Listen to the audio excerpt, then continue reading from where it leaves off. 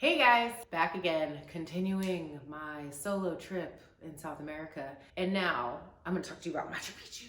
It's one of the main reasons people go to Peru. There are a lot of different tours that you can book to go to Machu Picchu. There are like 2-day tours that are overnight, so you get to Machu Picchu at like sunrise. There's the treks that you can do, which are about 4 or 5 days. I was not set up for that and also did not have the time for that. So I did a simple 1-day tour. I used a specific website that I found the cheapest 1-day tour. It was through getyourguide.com, and they usually compare a bunch of tours and find the cheapest options that are still also good quality. But I pretty much looked between them and TripAdvisor and Find Local Trips. Even though the Machu Picchu tour was probably one of the expensive activities that I paid for, I guess it was worth it because it was like a car, a train, the bus ticket, the guide. So I guess it added up, because if I would have probably did everything on my own, probably would have added up to the same thing. The good thing is that they pick you up from the hostel. So they picked me up from Wild Rover at like 4 o'clock in the morning or 3, one of those, very, very early. And you have to take like an hour car ride to the train, which is called to that train station. Good morning. Look at these beautiful mountains in the background. Machu Picchu is a lot further from Cusco than I thought, so I'm gonna be gone all day, but I'm prepared with my backpack and my snacks and my water, but this should be exciting. I'm really excited, and one of the main reasons I wanted to come to Peru was to see Machu Picchu. So this should be fun and tiring as well. I have a 2-hour train ride and then another bus ride after this. So, yep. Machu Picchu City, which is called, and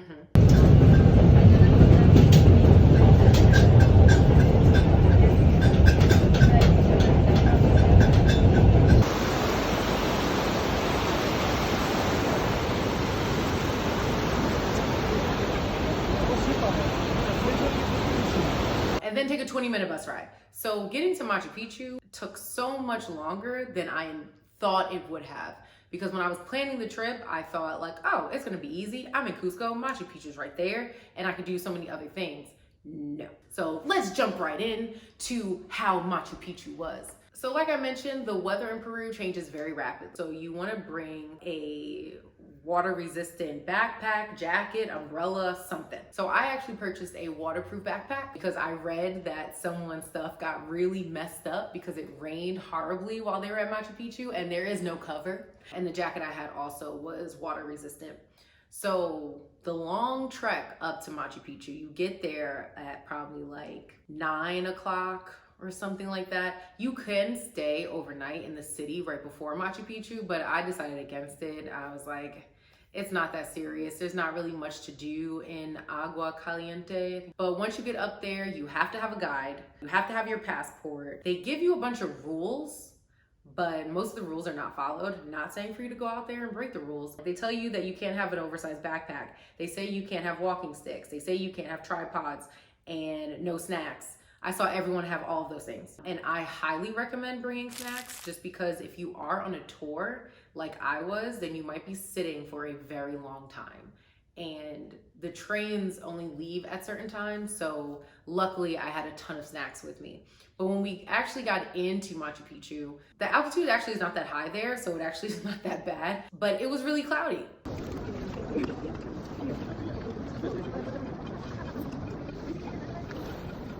So couldn't see anything. As you see from this picture, it's all white. There is no Machu Picchu anywhere behind me. But luckily, I had all the time in the world, because with the guide, you have to wait. He explained some things to us. We sat down and he talked about the history of Machu Picchu and like what people believe it was for, the different setups of the rocks and all of that. Showed us pictures, told us stories. That probably lasted, I would say, maybe like 30, 45 minutes. And then he was like, okay, either you can come with me to walk through the stones of Machu Picchu, or you can go and explore on your own for the other hikes. Now, in Machu Picchu, you can only go one direction. Once you go through the houses, you can't turn back around. So that's what I mean where I'm saying that you end up spending a ton of time there even though that's not what you were planning. So I thought you had to have a guide the entire time, or he was going to explain so much more, but he didn't. There are a few different things that you can hike. There is the Sungate Trail, there is the Inca Bridge, and then there are two mountains that you have to pay extra for. One is Machu Picchu Mountain, and one is like Machu Picchu. And then you also have to get there at a certain time. So I initially wanted to hike up one of those because they're extremely high and a little scary. So I was like all adventure excited.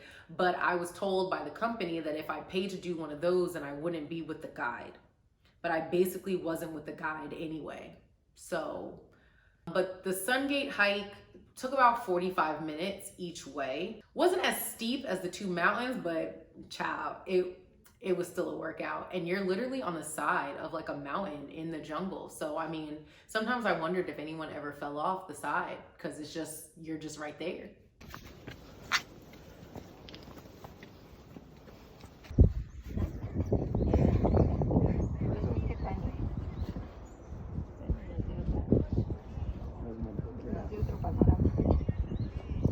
But it was beautiful actually seeing the clouds. Like, even though you get up there and I couldn't see Machu Picchu through the clouds, it was nice looking at the clouds as you hiked up the Sungate, because then you really felt like you were in the mountains, and it just really made it feel more mystical and magical, and like just felt like the Incas were there with you. That's just how I felt. That Sungate Trail is also where, when you take those like 4 or 5 day treks, that's where you end at. You come through that Sungate down to Machu Picchu. So we would see people coming with like their hiking gear, and while we're just walking up just to kind of like, check it out for a little bit. Lord, I'm glad I did not do the trek. I would have hated myself. Wasn't ready for it. The view up there is nice. You can see the trail that we took up on the bus from the train station up on the top of Sungate. Yeah, it's all about the views, baby. All about the views. And then you have to walk all the way back down.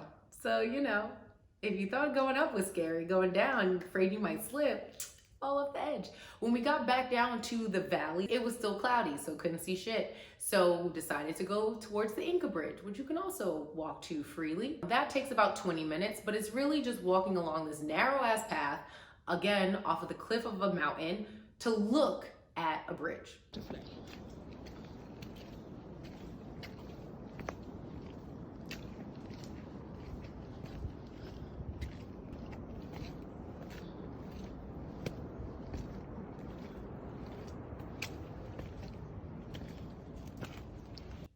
Which is barely a bridge. It's more of like a couple wood planks that cross this area. Again, it's all about the views, and just thinking about how any of this stuff ever like was put together and how people lived up there.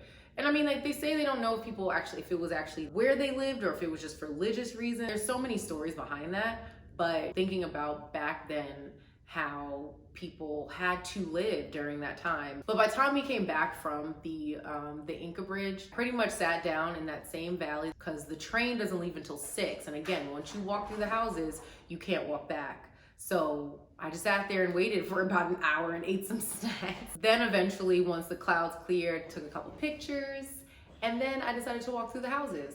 And I've been to Egypt and I saw the pyramids, and they're so massive, and it makes you think, like, how did anyone build this? But even when you think about Machu Picchu, it's like, how did anyone bring these stones or cut these stones and make it so perfect and that high in the mountains? So I think it's just that.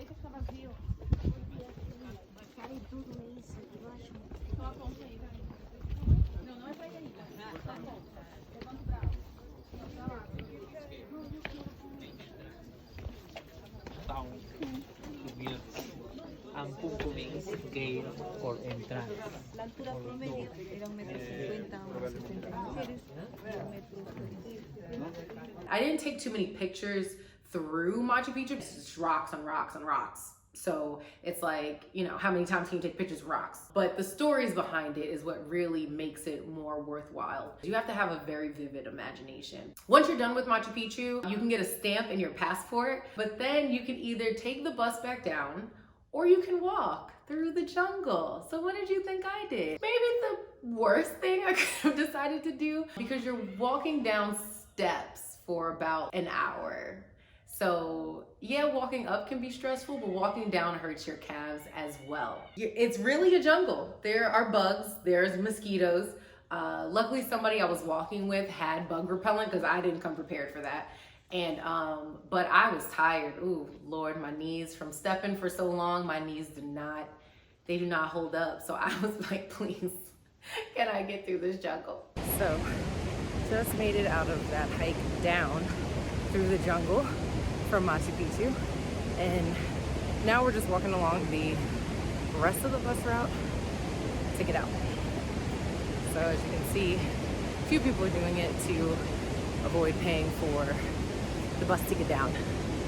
And look at this river.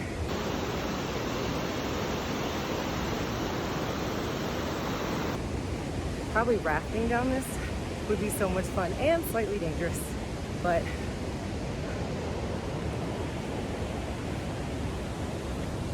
yeah, this was a journey and a half, but it's beautiful.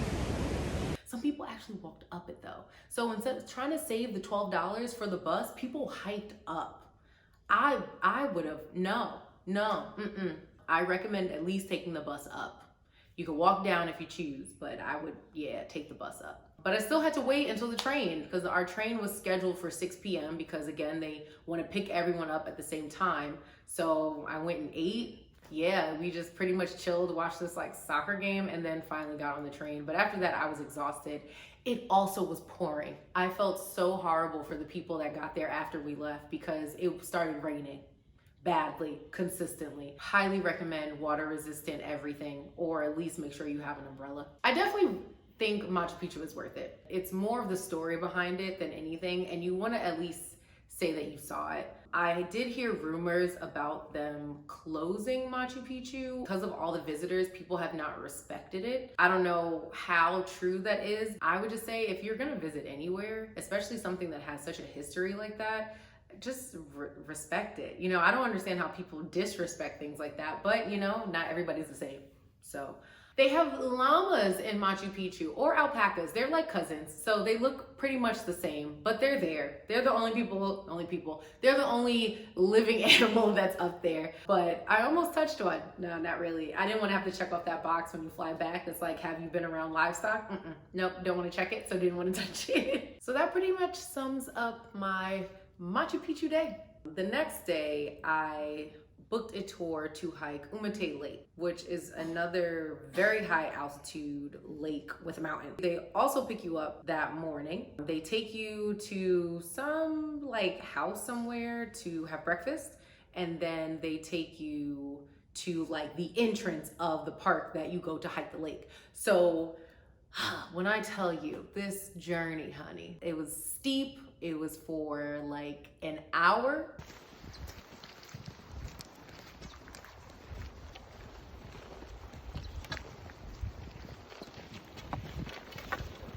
That was some trying times.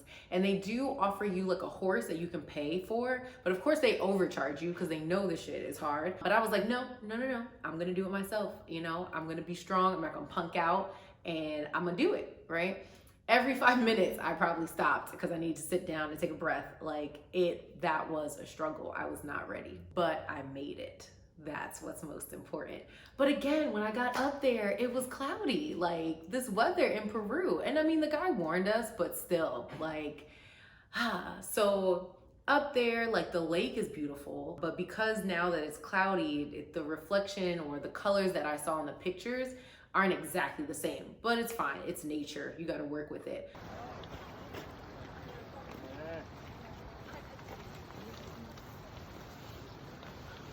But it started raining, and then I noticed while it was raining that the clouds slowly started to go away. So I was like, I'm not leaving. So I pretty much sat in the rain again with my water resistant jacket and my waterproof backpack and sat there and waited for the clouds to move. And then you end up with beautiful photos like this. So it goes from cloudy to not cloudy. And I mean, it probably could have been even better, but I will honestly say that it is a beautiful experience. It's tough. Not gonna lie, that was hard, but it was still beautiful, and I'm glad I still went. Going through Humantay Lake is a part of one of the 4 or 5 day treks, So, you know, you just have to look up which one you want to go to.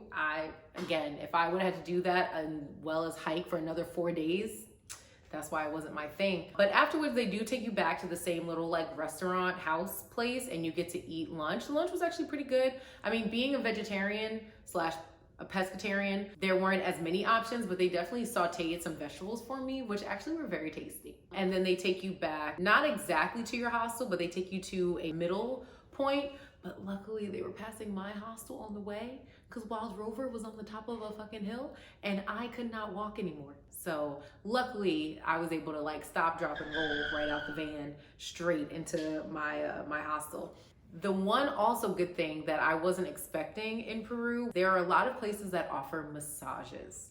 Makes sense. There's a ton of people doing treks, right? Your body needs to relax. I went and got a massage. Oh my goodness. It was one of the best massages I've ever had. It converted to probably about $18. Very nice. Very nice. Massages. Shorty brought out the hot stones that she placed everywhere on my body. She had like aromatherapy as well. You wouldn't put massages with Peru, but it was amazing. This was the name of the place. It's in like this little back alley. Yeah, it's gonna look sketchy when you first get there, but believe me, it's worth it. That last night, I actually checked out because my flight to Chile was very early in the morning and you have to fly from Cusco to Lima and then to go anywhere else. So I was like, there's no point in really paying for another night when I'm leaving at 4 or 5 o'clock in the morning. So what I did was I went to the bar, talked to some people there by myself, danced on the bar per usual.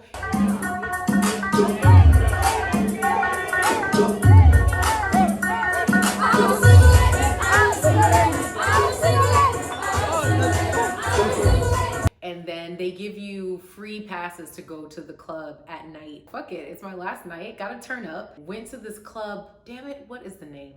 I'm gonna find it. This is the name.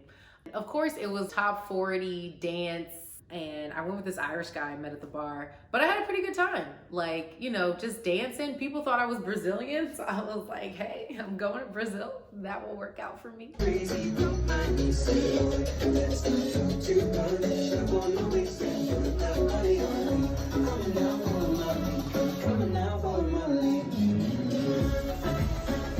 But yeah, it was cool. I basically partied there till about like 3 o'clock in the morning and then went back to the hostel, grabbed my luggage, and then went straight to the airport. That's a fun way to end, you know, my Peruvian trip with a turn up. Hopefully this makes you want to go to Peru also.